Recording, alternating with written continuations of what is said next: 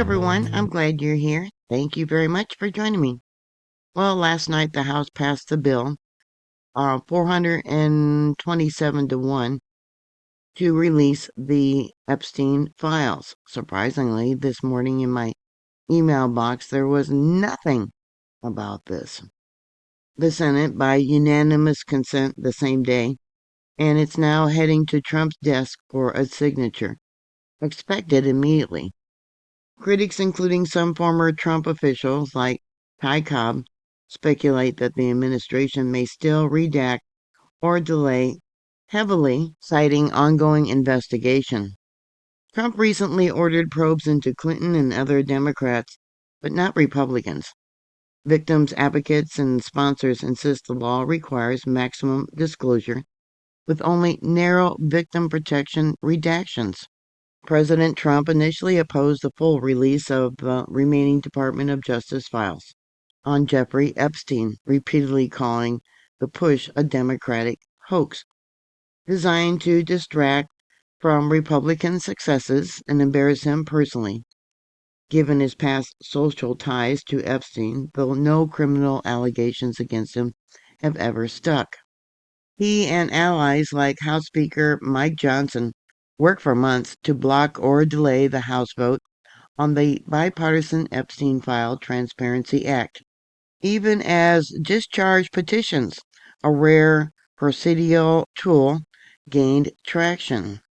The turnaround happened abruptly over the weekend on November 15th through the 17th. A bipartisan group led by Representative Ro Khanna, a Democrat from California, and Thomas Massie, a Republican from Kentucky, and Marjorie Taylor Greene, a Republican from Georgia, along with Epstein victims, advocated secured enough signatures, including dozens of Republicans, defying party leadership to force the bill to the House floor.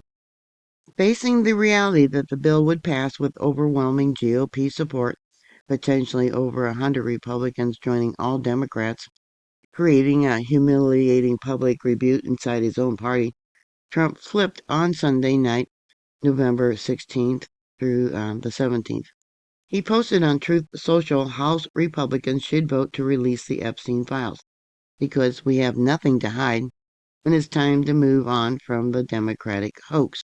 By endorsing the release at the last minute, Trump could claim transparency, nothing to hide, blame the Democrats for politicizing it, and argue the files would expose more Democrat ties, such as Bill Clinton, than Republican ones. Some allies suggest this lets him own the libs as nothing new, damaging to him emerges. In short, it's a classic political damage control. Trump got backed into a corner by his own party and the public mood, so he pivoted to look like he was leading the charge instead of obstructing it. This bill compiles the Department of Justice to release all unclassified records related to the Epstein investigation, the detention, the death associates, and any immunity deals or settlements. President Trump has indicated he will sign the bill into law as soon as it reaches his desk, expected immediately, possibly today or soon after. Once signed, the Department of Justice under Attorney General Pam Bondi will be required to publicly release the materials, though victims' privacy protections and classifications could lead to redactions. Some grand jury material may remain sealed due to prior court rulings. No massive new lists have dropped yet. This pending the release could be the most comprehensive to date, but expectations should be tempered. Much of the material overlaps with prior unsealed documents, such as flight logs from 2024 through 2025, releases naming figures like Bill Clinton, Donald Trump, Prince Andrew, and others in non-criminal contexts.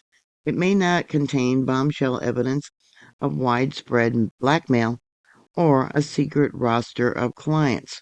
Being mentioned in the Epstein-related documents does not automatically mean someone committed a crime.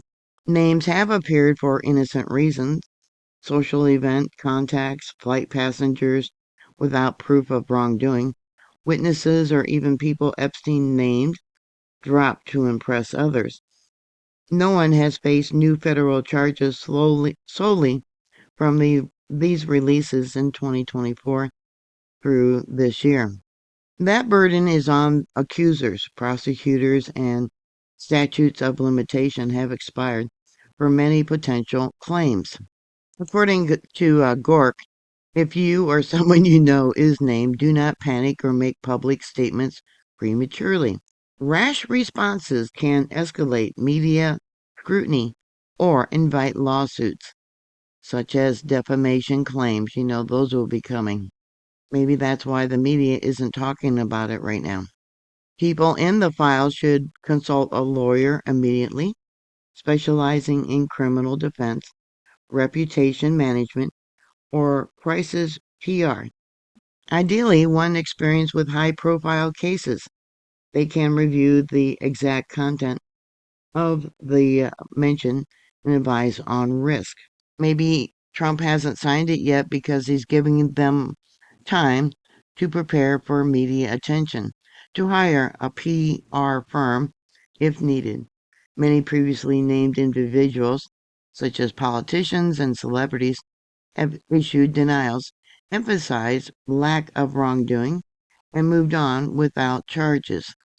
Yeah, I think that might be why Trump is currently sitting on signing the bill. The PRs and lawyers are going to make a fortune over this.